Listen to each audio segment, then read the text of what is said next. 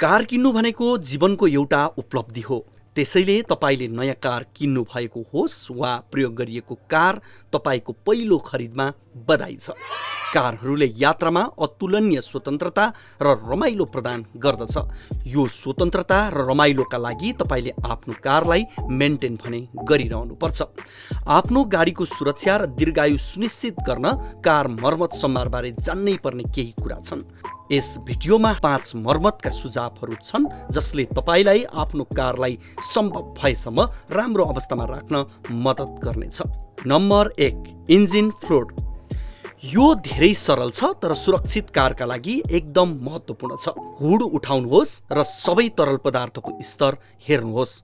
रेडिएटरमा engine कुलेट, brake fluid, स्टियरिङका लागि hydraulic fluid, wind screen क्लिनरहरूको मात्रा के कस्तो छ। यदि कुनै पनि न्यूनतम रेखाभन्दा कम छ भने उपयुक्त तरल पदार्थ थप्नुहोस्, तर अधिकतम सङ्केत गरिएको चिन्हभन्दा माथि नजानुहोस्। यी कुराहरूको मापन इन्जिन चिसो भएपछि र फ्लुइडहरू स्थिर भएपछि मात्र गर्नुहोस्। नम्बर 2, तेल र फिल्टर परिवर्तन। इन्जिन तेल परिवर्तन कारका लागि अपरिहार्य कार्य हो। यो वर्षमा एक पटक वा हरेक 10 देखि 15,000 माइलमा गरिन्छ र यसमा तेल फिल्टर परिवर्तन पनि समावेश छ। यदि तपाईको कार यसको वारेन्टी अवधिमा छैन भने तपाईँ आफैले तेल परिवर्तन गर्न सक्नुहुन्छ र मेकानिककामा जाने लागतमा कटौती हुन सक्छ। इन्जिन तेल परिवर्तन धेरै सजिलो प्रक्रिया हो। यसका लागि तपाईले सही तरिकाले चरणहरू पालना गर्नुपर्ने हुन्छ। तपाईलाई आवश्यक पर्ने उपकरणहरू केही स्क्रुड्राइभरहरू, एउटा फिल्टर, रेन्ची र प्यान वा सादा बाल्टी हुन्। जब तपाईँ तेल प्रतिस्थापन गर्दै हुनुहुन्छ, यो सँगै मोटर र केबिन एयर फिल्टरहरू फेर्नुपर्ने छ कि भनेर ख्याल गर्नुहोस्। Number 3, tyre. टायरको अवस्था तिनीहरूको उमेर, कारको प्रकार र तपाईले यसलाई कहाँ कसरी चलाउनुहुन्छ भन्ने कुरामा धेरै निर्भर हुन्छ। यदि तपाईँ चिसो र हिउँ परेको जाडो भएको क्षेत्रमा बस्दै हुनुहुन्छ भने टायरका 2 सेटहरू छनौट गर्नु खराब विचार होइन।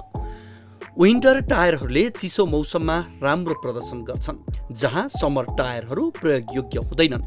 तपाईँ सजिलैसँग च्यातिएको, क्र्याकिङ र खिएका ट्रेडहरू देख्न सक्नुहुन्छ।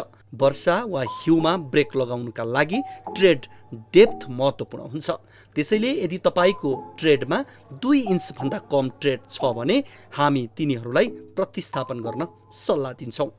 4, लाइट बल्बहरू।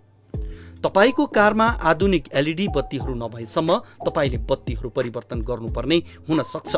बत्ती फेरिनु एकदमै कठिन कार्य हुन सक्छ, किनकि धेरैजसो आधुनिक सवारी साधनहरूमा बत्ती फेर्नका लागि असाध्यै असहज र सानो स्थान बनाइएको हुन्छ। 5, रेकर्ड राख्नुहोस्। अन्तिम टिप्स सम्भवतः सबैभन्दा महत्त्वपूर्ण छ। कारमा गरेको सबै कुराको रेकर्ड राख्नु असल बानी हो। रेकर्डहरू राख्नाले तपाईले थाहा पाउनुहुनेछ कि तपाईले अन्तिम पटक कहिले तेल परिवर्तन गर्नु भएको थियो, कुन मिति र माइलेजमा कुनै भाग प्रतिस्थापन गरिएको छ कि छैन। त्यसैले तपाईले यस्ता कुराहरूमा पैसाको बचत गर्न र आफ्नो कारलाई तन्दुरुस्त राख्न सक्नुहुनेछ। त्यस्तै पछि कार बेच्नुपर्ने भएमा सम्भावित खरिदकर्ताले कारको इतिहास हेर्न मन पराउँछन्, किनकि यसले उसलाई देखाउँछ कि तपाईले कारको कति हेरचाह र मर्मत गर्नुभएको छ। यी 5 सरल मर्मत सुझावहरू पालना गरे तपाईँ आफ्नो कारलाई सम्भव भएसम्म उत्तम अवस्थामा राख्न सक्षम हुनुहुनेछ। यदि तपाईँ यी कार्यका लागि तयार हुनुहुन्छ भने तपाईँ मेकानिकमा जाने लागत घटाउन सक्नुहुन्छ र घरमा सानो मर्मत सम्हार गर्न सक्नुहुन्छ। हामीले दिएका यी सामान्य तर व्यवहारिक टिप्सहरूको प्रयोगले नयाँ तथा पुराना कार मालिकहरूको झन्झट कम हुन्छ।